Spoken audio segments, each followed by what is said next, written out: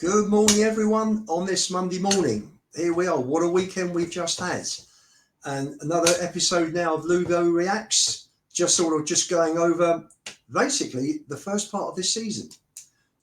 We've just come to an international break and the team's looking good, isn't it? You know, we've finished 17th, shithoused our way to a cup last season.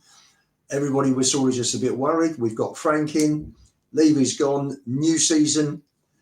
New players in, and here we sit on October the 6th, and we are third in the table. So if you include, just to start, I'm just going to go through the season now, just have a chat with you guys, just talk about the different competitions, player analysis, what I think of Frank, and wrap it up with the new fixtures between the two international breaks, October and November. So let's just talk about the stats. If you include PSG as the 11th game, if we look at 90 minutes only, I don't include penalties, even if we'd have won, we've drawn the game 2-2. We played 11 games. We've won 6, we've drawn 4, and we've lost 1. We scored 21 goals and conceded 9 in 11 games. So a heck of a difference in terms of defensive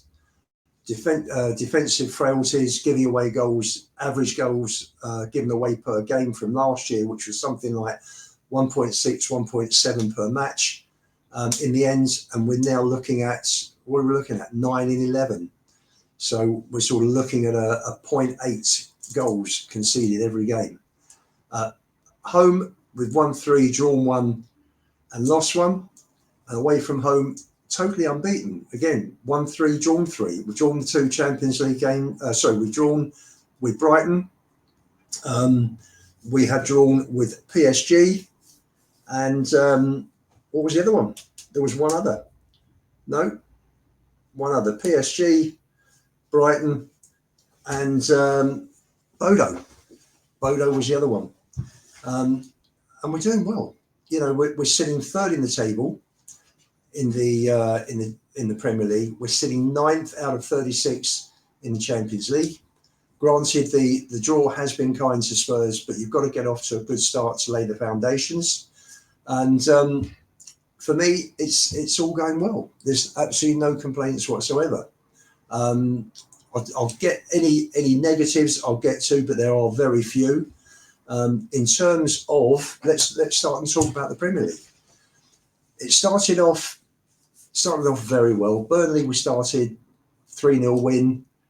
Pretty good. He started off with a midfield of Gray and Bergvall, which I think shocked everybody. We finished off winning comfortably 3-0. Could have been more. Kudus was on fire that day. It was really good. We moved on to Man City. For me that was performance of the season.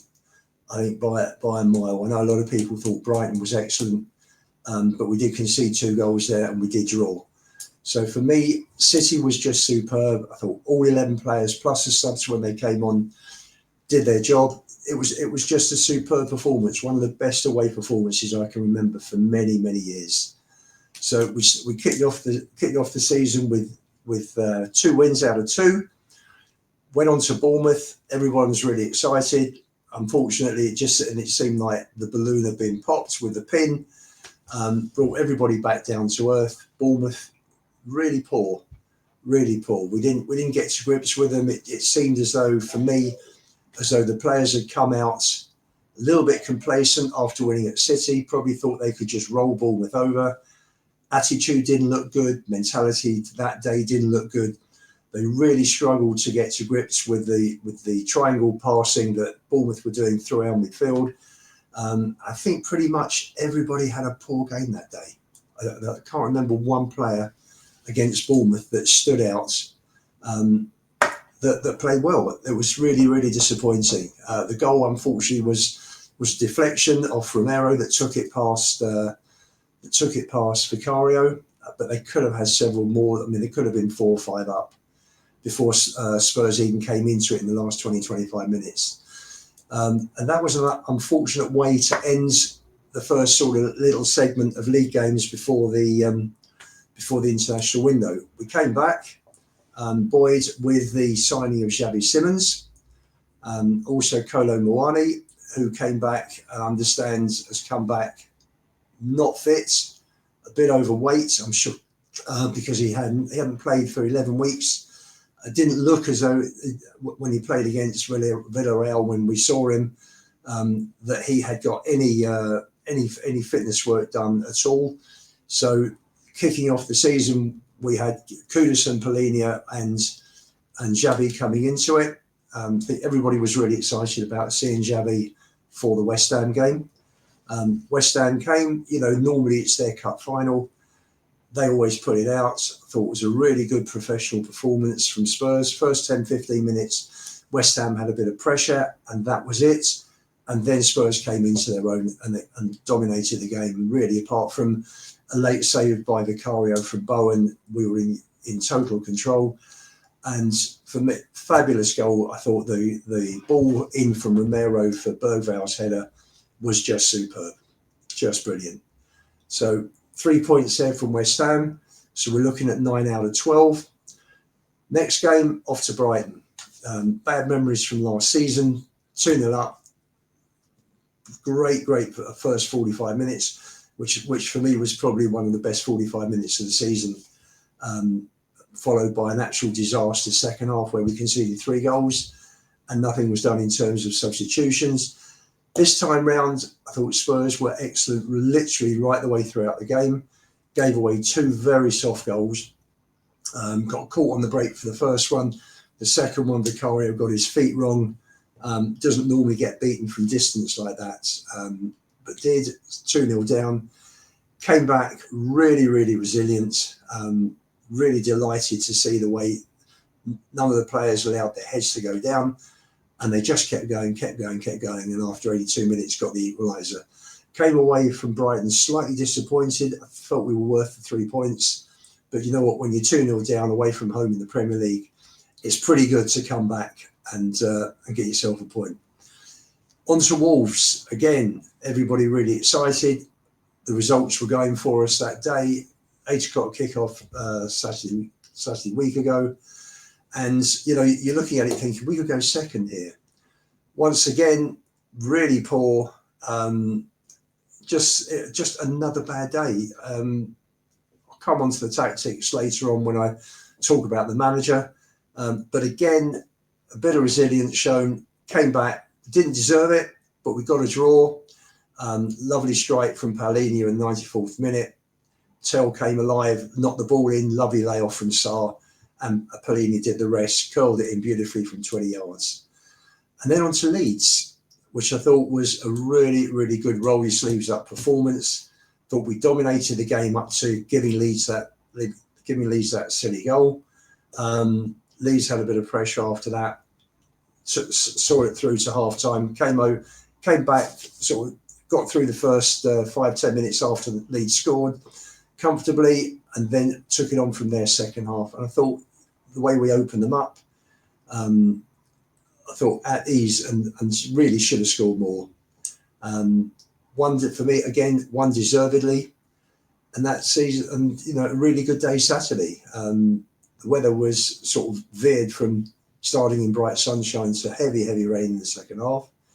But the boys are showing resilience again. And this is the one thing that the team are showing, particularly in the league, is that this never say die spirit. And we finish up in 3rd place at the moment, behind Arsenal and Liverpool. So I don't think anybody expected us to be there at the start. 3 o'clock when the whistle went against Burnley. How many points would everybody have expected us to have? Maybe not too far off where we are now. Did anyone expect us to be 3rd? Definitely not for me. I could speaking for myself. Be nice to hear in the comments what people expected for the first 6 games. But for me, it's going really well so far in the league. We've had 1 or 2. West Ham is always difficult because of the way they lift their game. Brighton and City are 2 difficult games. At home, I would have expected us to have done better. Wolves you expect to be the team that started off with 5 defeats. But remember, it is only 5 games. And you look at last season when I think we played Palace, hadn't won in 9 or 10. Eze and Walton came back. They weren't playing badly, but not winning. But prior, and they won a game. Wolves, Strand Larson came back. Wolves played very, very well and fully deserved, if not more, fully deserved the draw. So for me, in terms of the league, really good start. 4 wins, 2 draws, 1 defeat. So it's 14 from 7 is, 2 points a game. You finish up with 76 points. You're in the Champions League next season, which I think everybody wants. Everybody hopefully the expectations are not too high. But a really good start for me for the league season. And I'd say if it probably wasn't for Bournemouth and Wolves, I'd have given it a 10 out of 10. But as it is, I'll give the league start 8 out of 10. Really delighted with it. That's the league. League Cup, Doncaster at home, that was comfortable. Frank made 8 changes. A comfortable win. One really good save by Kinski. Nice to see a few of the fringe players came in for that one, and we scored. It was a really good 3-0 result. So that's that. On to Newcastle on October the 29th. Going to be really tough up there. I hope Frank plays his full strength side. It does come in between us in the middle of a 6-day period where we've got Everton away on the Sunday and we've got Chelsea at home on the Saturday. So, but it's going to be hard. Will we get through? Cool. If we get through that one, then you are talking about resilience, probably playing on the counter. And again, we're looking for me maybe for 2 to go deep in 2 domestic trophies. Couldn't have got a much harder draw than Newcastle away when you look at it. But if you want to win the trophy, you've got to beat these teams, and that's going to be a tough one. So that's one to look out for. Where are we now? 6th of October, 29th, 23 days. That's one to look forward to. Moving on from the Carabao to the Champions League. Again, started off with Villarreal. Really disappointing. I thought the performance wasn't good. Villarreal are a good side. They're top 3 or 4 in Spain and playing well.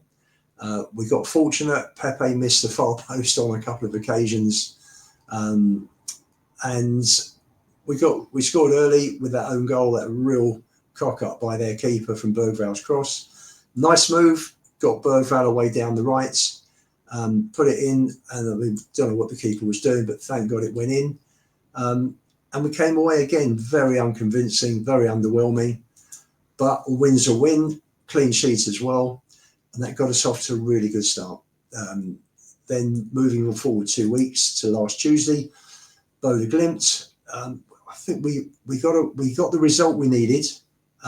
Again, Frank did like he did with Doncaster, but not to the same extent. He left out. He lost Romero. And he left out Kudus, Xavi and Paulinho to give them a rest. The performance first half was absolutely appalling.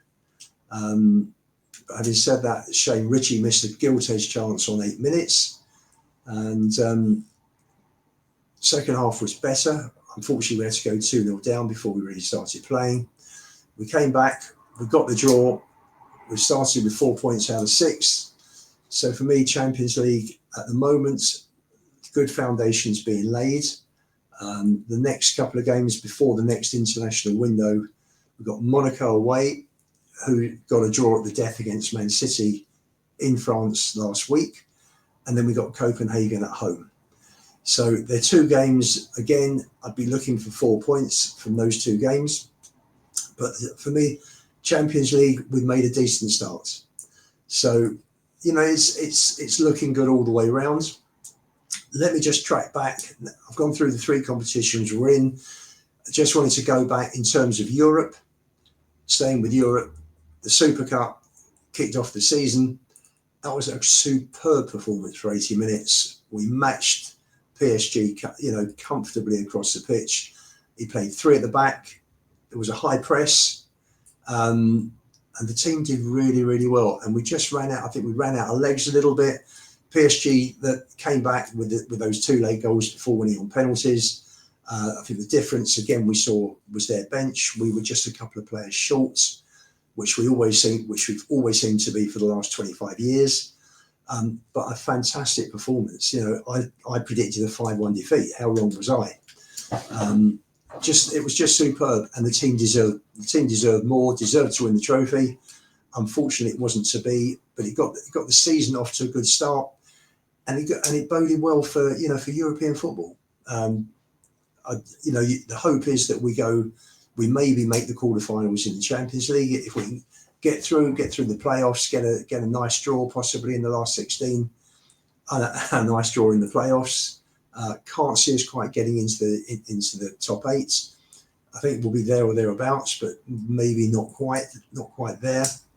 And it could well come down to those last 2 games against Frankfurt and Dortmund. So we shall see. But all in all, in terms of the competitions, we've started really, really well.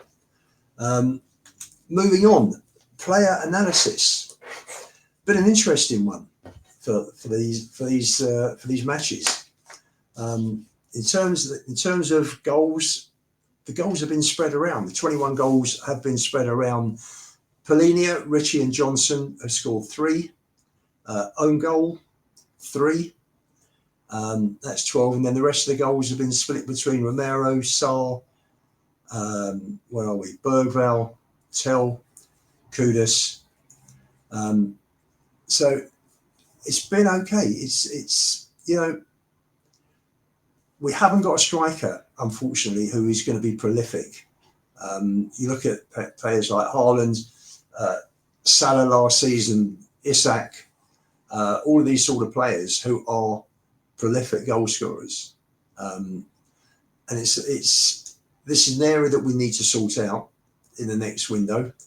Kolo Muani, when he's fit, when he gets match fit, when he starts getting games, hopefully he'll be back to full training by the time the international window finishes, and it'll be over his injury. He is a big hope. Unfortunately, up front, we've missed him. We've missed the hold-up play, I think, of Solanke. Although, again, Solanke is one of those players last season, 16 in 44. It's not a bad return. But again, we're looking for Spurs to get top 4, to go deep, to start becoming competitive. We need better.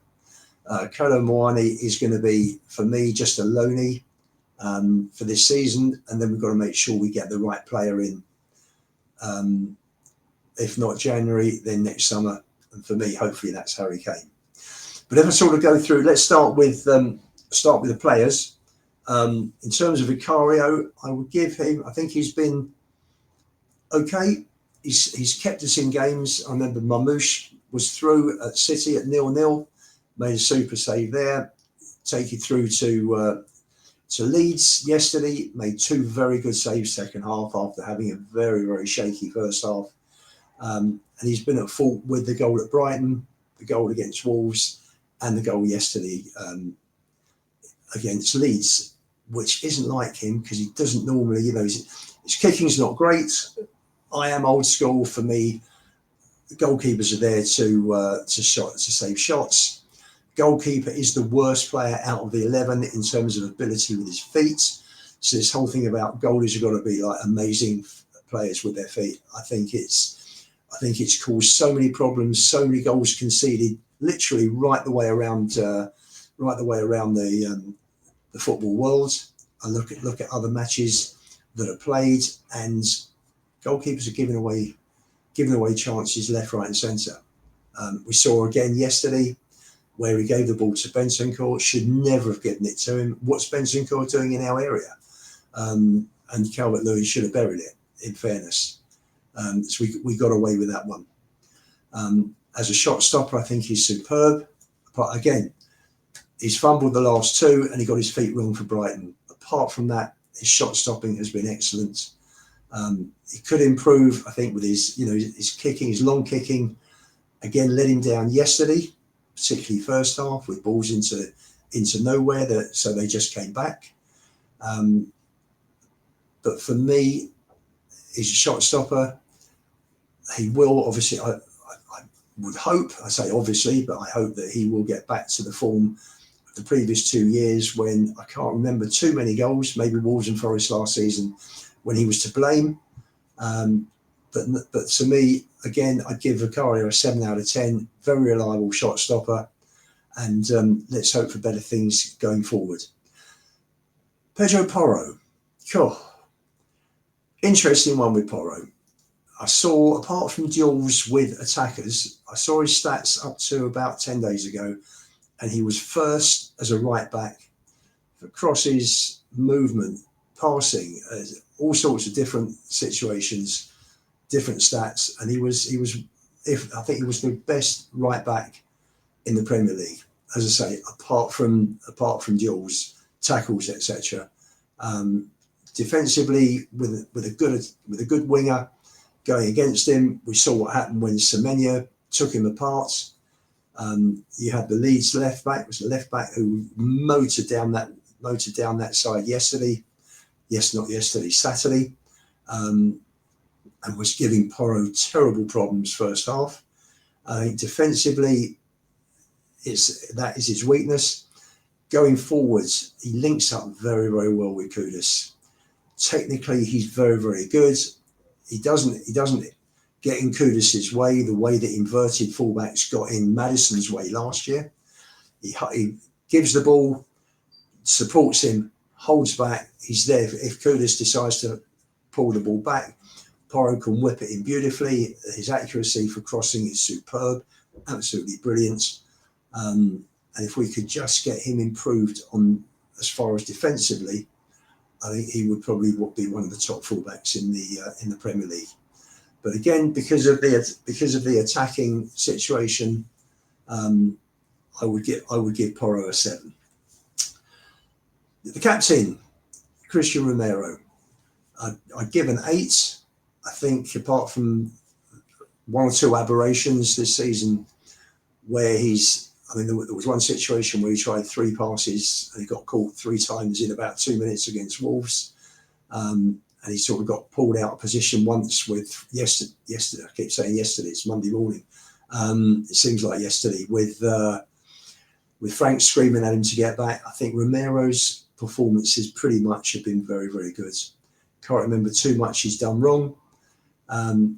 He's playing like he loves the club now. He's got the captaincy. He wanted to see ambition from the club. I'm sure the fact that he's now signed a new contract and he's captain, and he's one of those characters that is just desperate to succeed. Hates losing. Fantastic record at international level. He's got his hands on a trophy for Spurs and a winner's medal. And I can just see his performances, which were very hit and miss last season.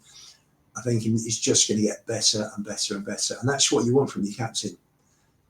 He's sort of taken the rashness out. He's not been sent off since Chelsea, which was November 23.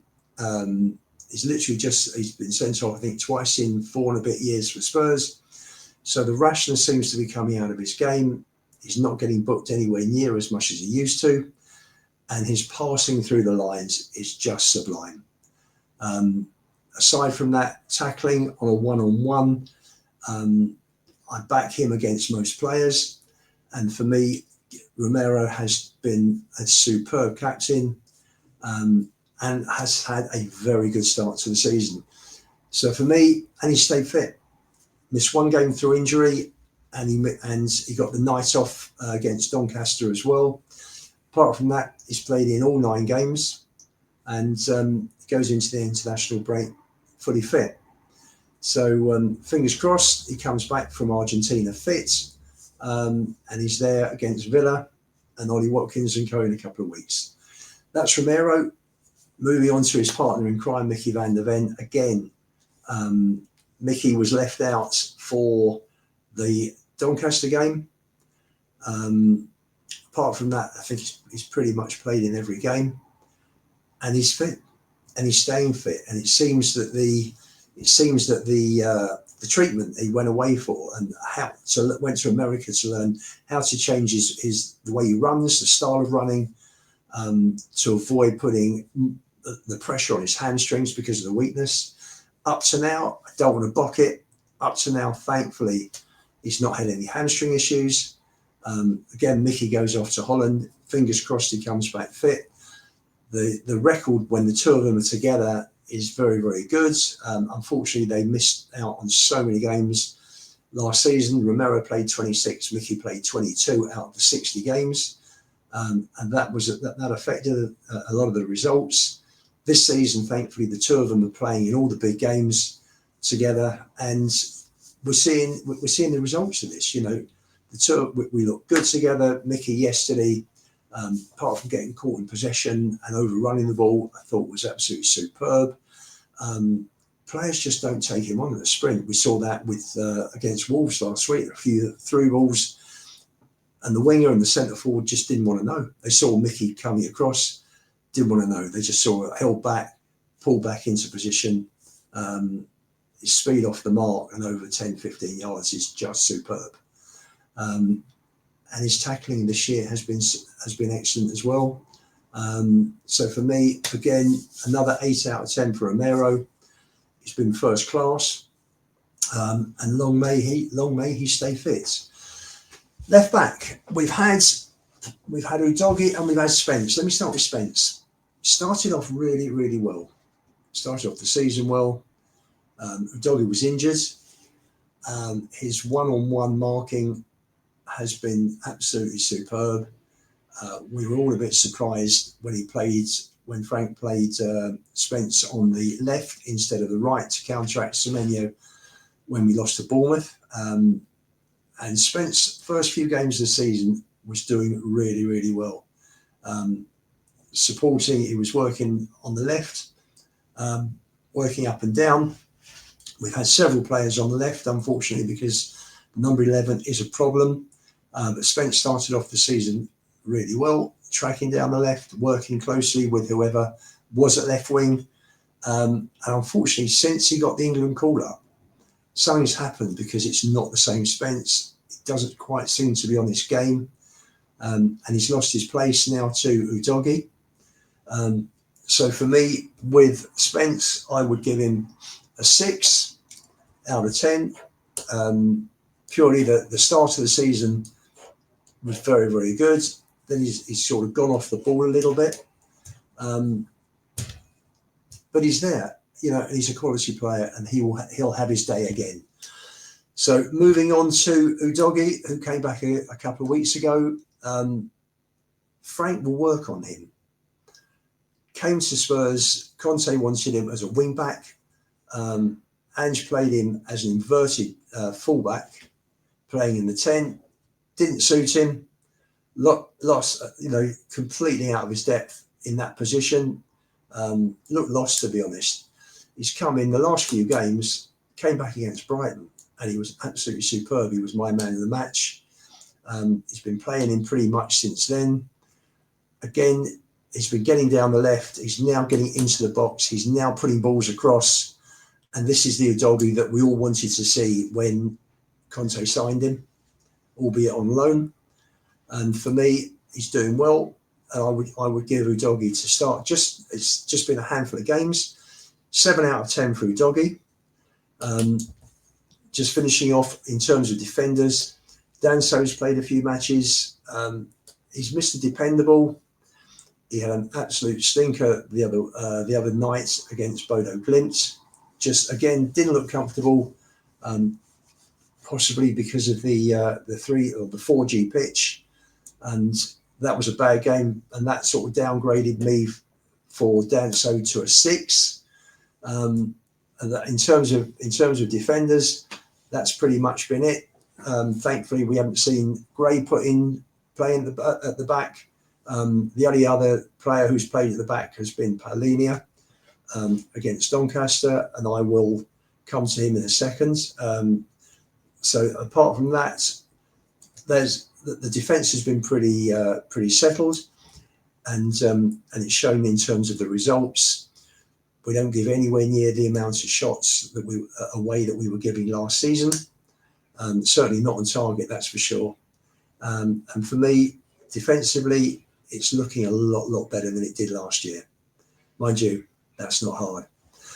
Moving on to midfield, let's start with Paulinho, who for me has been absolutely superb. He's one of two players that I give a 9 out of 10 to. He does all the unfashionable, unsexy stuff, all the dirty stuff he does. You know, the unsung hero, just gets in, cuts out the attacks, makes the tackles, makes the interceptions, gets the ball, lays it off. That's what he's there to do. Nothing fancy. You don't really see from him any 30, 40-yard passes.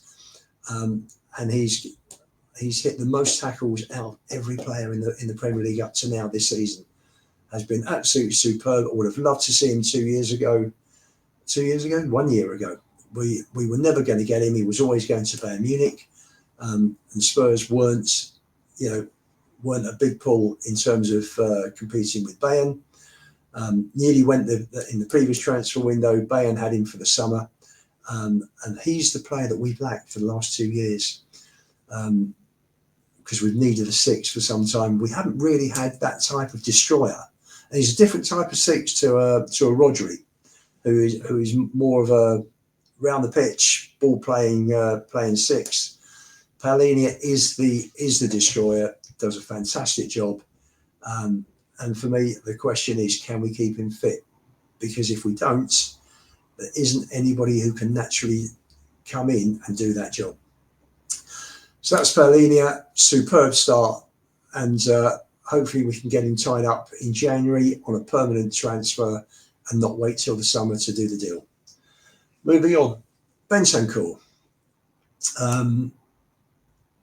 Again, a little bit, for me, he's the sort of player that you need for away games.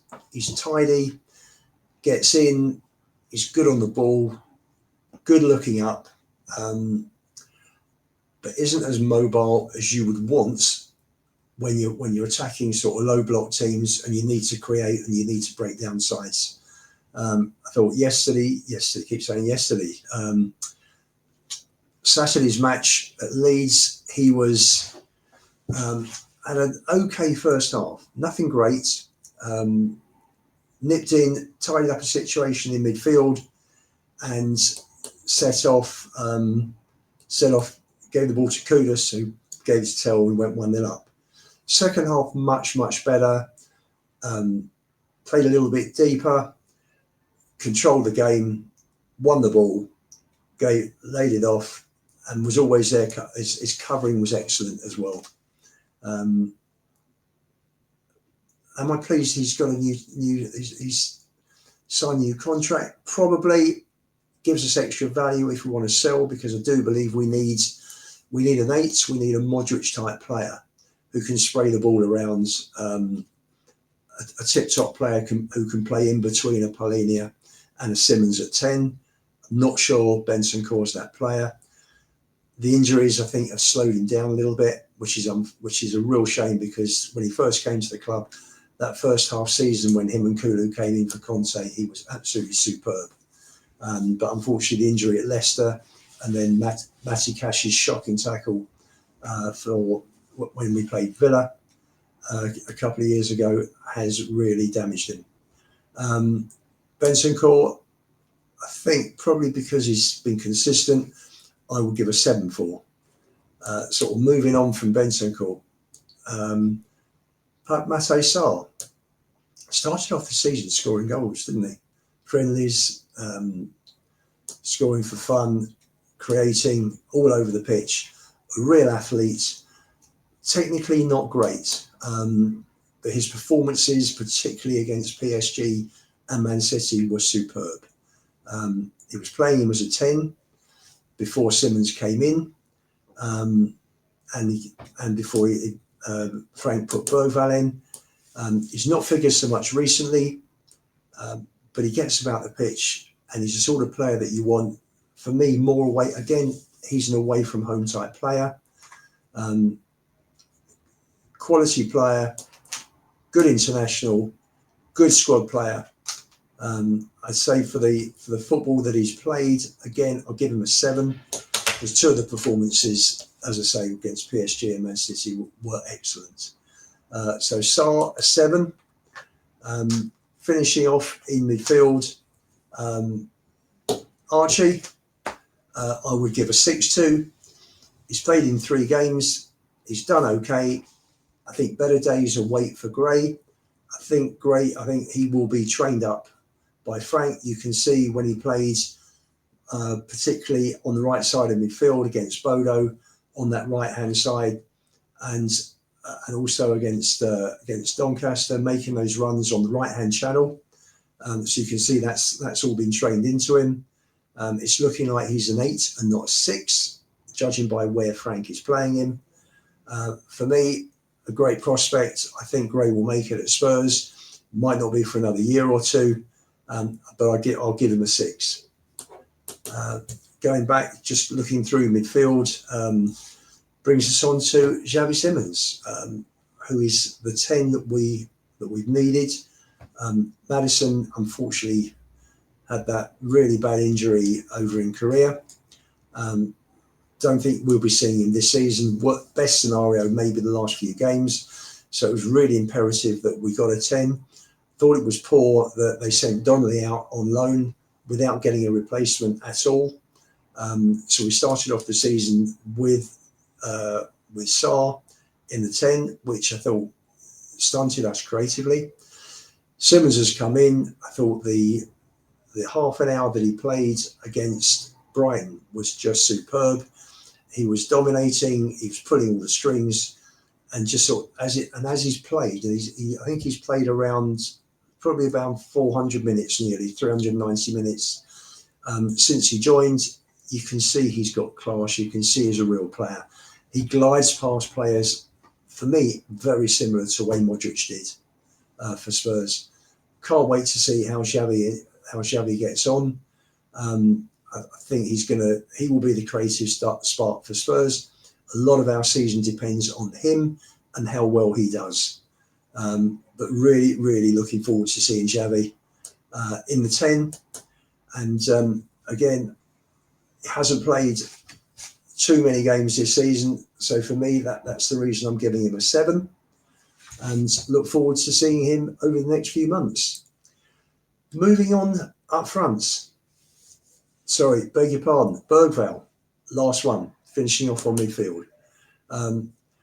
Give Bergvall a 6. I like Bergvall. I think he's going to be very, very good. And he's in terms of all the youngsters, all the kids at Spurs, he is in front of everybody else in terms of development. I think his games this season have been okay. I think he just lacks a little bit of direction. I think sometimes he's great at carrying the ball. I think he needs to hold back. Sometimes it just seems very rushed. He got caught badly for the goal at Brighton, but he will come good. He will come good. Great engine, and again glides past players. Very strong on the ball. He's built like an ox. We were literally ground level watching the players warm up before the Brighton game, and he's a good unit. Not many players are going to knock him off the ball. So for me, Bergvall with a 6. Look forward to, again, Bergvall having a good season with Spurs this season. Moving on to strikers. I won't touch too much on Kolo Muani because we had 7 minutes with Muani only against was it Villa? I think it was Villarreal. Solanke has just come on as sub 3 times. Didn't really, for me, hasn't played that many minutes where you can make an overall judgment. So I'm going to sort of, in terms of marks out of 10, I'm going to leave Muani and Solanke, which leaves us 5 strikers, or should I say 5 forwards. I'll start with Richie. Made a really, really good start to the season. had a really good game playing against PSG, worked like an absolute Trojan, put defenders under pressure, really helped with the high press, particularly. Started off the season really well. Took his goals very well against Burnley. The second one was typical Richarlison with the scissor kick from Kudus' cross. Superb, absolutely really superb start. Played against City again, really good.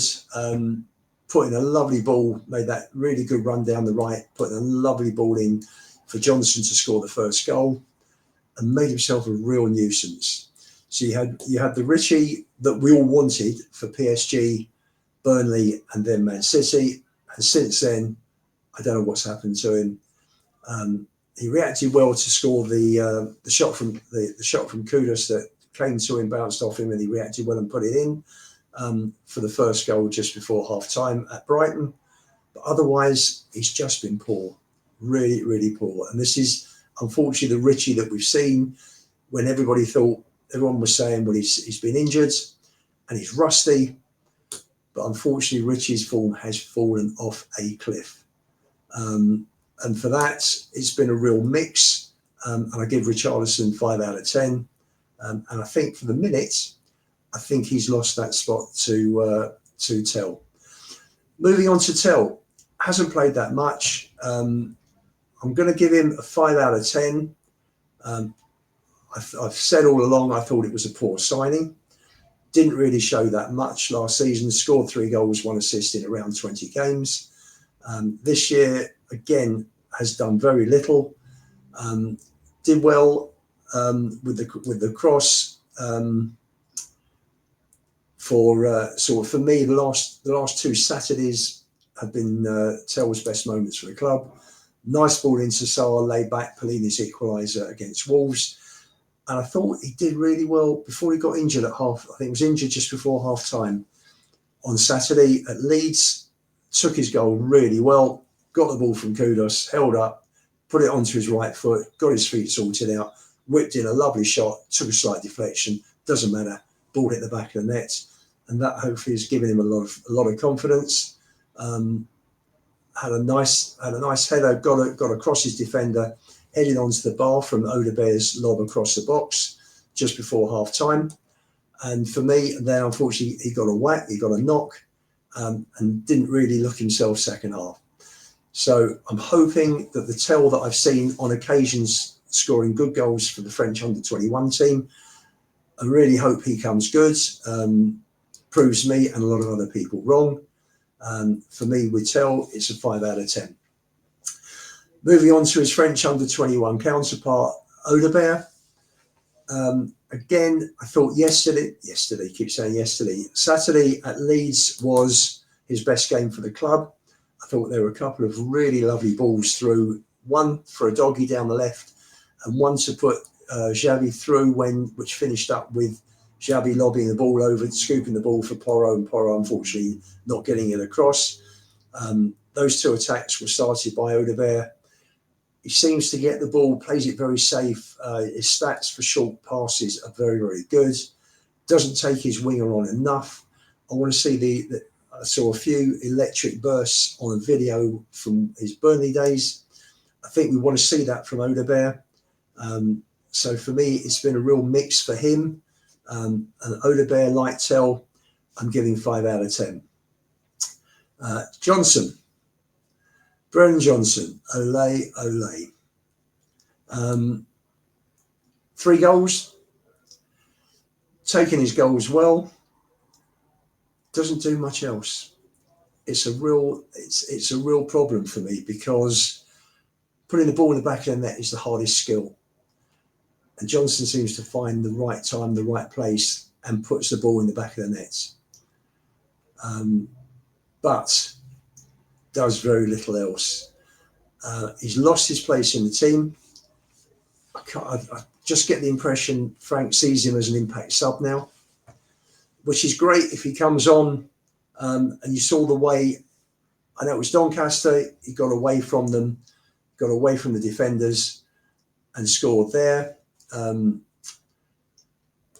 doesn't do much else. It's a real worry because he was our leading goal scorer last season, got the winner in Bilbao, knows where the goal is, knows how to time his runs, but doesn't do much else. Again, for me, he's got 3. He's joint leading goal scorer. I'm giving him 6 out of 10, which brings us on to Mohamed Kudus, who, along with Palhinha, for me, is my player of the season. I give him 9 out of 10. The only reason I don't give him 10 is that I just feel that sometimes he picks up the ball a little bit too deep. We saw on Saturday afternoon when he went onto the error from the long ball. I think it was from Porro, picked up the ball near the area, scored with a really nice strike. Again, picked up the ball in the final third, laid it off to Tell for the goal. I'd like to see Kudus more in those more advanced positions where he can do damage. Now he's got his first goal. He will go from strength to strength. But his physical attributes, the way he holds the ball, the way he shields it, he can hold off 2-3 players at a time, comes in field nicely, lays the ball off. His passing accuracy is superb. Defenders just can't get the ball off him. And he is our only, probably our main, I can't say our only because we scored 21 goals in 11 games, but he's been our main creative outlet up front. He's way ahead in terms of ability from the rest of the players. I did worry when we bought him. West Ham friends of mine told me that his attitude last year stunk, and they were happy. Probably, 2 or 3 of them were happy to see the back of him because he didn't want to be with West Ham. Thankfully, we've got the Kudus that was at Ajax and the Kudus that was 2 years ago in his first season of the 2 at West Ham, when he was absolutely superb. And you've seen how West Ham suffered, particularly when we played over there, how much Paqueta and Bowen would have thrived with him there and how much they missed him. Again, with Palhinha, Kudus is my player of the season so far with 9 out of 10. And I think now he's got his first goal, and if he can get the ball in more advanced positions, can't wait to see the damage that Kudus is going to do this season. That's my player analysis. Let's sort of move on to Thomas Frank. A lot of people not Frank. A lot of the Ange lovers hated him purely because he was coming in place of Ange. Also, a lot of the Ange lovers were saying, "Oh, Frank's done nothing. He's won nothing at Brentford." Well, Brentford had the 19th highest wages in the business. They got I think second lowest attendance for a ground with 17,000. They run a very tight ship. It's a small club. They run it very, very well at Brentford, and Frank kept them up for 4 years. A lot of clubs had yo-yoed up and down. You look at the teams that went down and gone up again. The Leicesters, Southamptons, Burnleys, West Broms, Norwiches. Frank kept Brentford in the Premier League for 4 years. They didn't hit the relegation zone once in those 4 years. You could see how he could coach, the way he got players like Nathan Collins and Bumo, Norgard, Visser, amongst others, how he has improved all those players. I think Brentford ended up 18 points. It was something ridiculous, like 18 points clear of Spurs last season. So in terms of coaching, Brentford are always well coached. I was really pleased to see Frank join. In terms of what we expect, he's come in, he's ripped up the data analysis system I've been told that Spurs were doing in terms of identification of players. You look at the players that we've bought under him now. We've got Palhinha on loan. We've got Kolo Muani on loan. Again, 2 very, very good players. And we bought Kudus and Xavi Simons. So for me, the future is bright with Frank. He has brought an organisation, he's brought organisation and structure and a calmness to the defence, to the way we defend. he's brought a mentality to the club now that is, that is a never say die spirit. We want to go out there and want to win. We go out and we expect to win. And if we lose him, we're 1 down, we're 2 down, we go to the end, we keep going. And he's made the players mentally stronger. The team as a whole is resilient. We've come back with against Brighton, with Wolves, with Bodo. We didn't let the goal that we gave away at Leeds knock us out of our stride. We came straight back and took over the second half and got the winner. So for me, also moving on to tactics, he played different systems in the first few games. He played a 3-5-2, which was brilliant against PSG. He played what was more like a 4-2-1-3, switching to 4-3-3, switching to 4-5-1 against City. By and large, he likes the 4-2-1-3 formation. My only criticism of Frank for the first 11 games this season is that he plays at home Polinia and Bentancur, which I wouldn't do. I don't think you need both of them. I think you need more mobile players like a Bergvall in the 8 to get the ball up the pitch quicker. But apart from that, for me, I'm giving Frank a 9 out of 10. I think he's been absolutely superb, pretty much. We sit third in the Premier League. I think we're the third highest goal scorers, something like the second or third less teams in terms of conceding the least. And it's been excellent. It's just been excellent. And as a fan, having gone to God knows how many games last season, and you just knew you were going would be wide open, and we lost time after time. We lost 36 games in the last 2 years, or was it 40? I think we've lost 1 in 11 this season, and it's just been a joy. I'm starting to get my joy back to my enjoyment back watching Spurs. Look forward to going every single game. So again, looking good. He's kept rotating. Don't think there's been one player that started all 11 games. Romero's missed a couple. Mickey's missed 1. Kudus came on a sub, as Porro did, as Polinia did. They pretty much played in every other game apart from, they played in all the games and come on, but not started against Doncaster. They've come on a sub.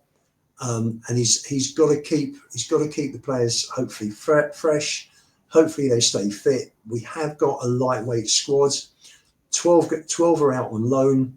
We've only got a squad of 22 for the Champions League, unfortunately, because we've only got one homegrown player, which I think is Danso. So that's a problem.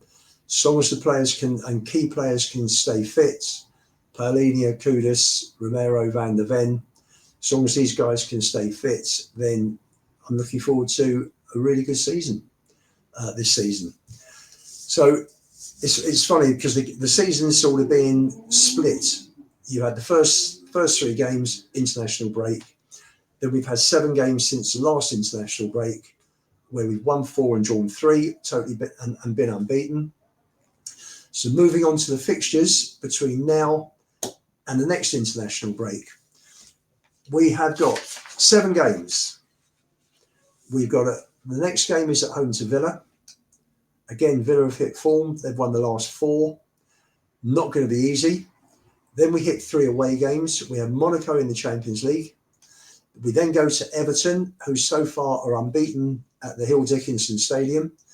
So it'll be nice if we can go and inflict their first home defeat, unless they're playing at home the week before. I'm not sure who they've got. But again, Villa, Everton, difficult games. We follow those 2 difficult away games with a trip to Newcastle for the League Cup.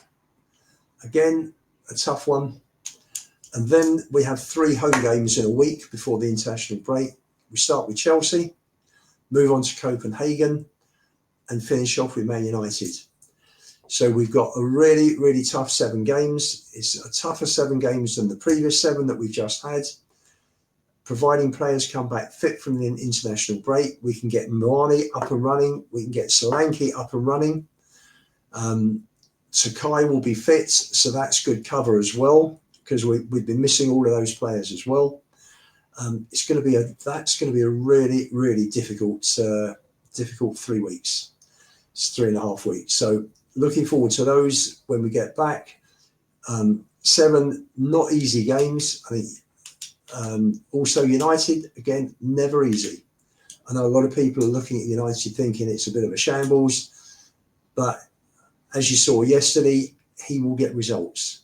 Amorim, he's a good coach. He'll get it right there. Although I fancy us against United, we'll see. I'll give a prediction on the Spurs 5, probably, I'm sure, the Monday or the Thursday before the match. But again, that's not going to be an easy game. And we've got 7 games coming up, so lots and lots to look forward to. Summing up, so far so good. Really good start to the league season. We're third, 9th out of 36 in the Champions League table. And a run of games now with Monaco, Copenhagen, PSG will be hard, Slavia Prague. So we're there. We've laid the foundations, and here's a good end to the season. Wait to like and subscribe to the Spurs 5, and I look forward to seeing everybody tomorrow night when the Spurs 5 are back on, when we're discussing the Leeds game amongst other topics. Anyway, that's me. That's my analysis for the season so far. Hope you've enjoyed it. See you soon.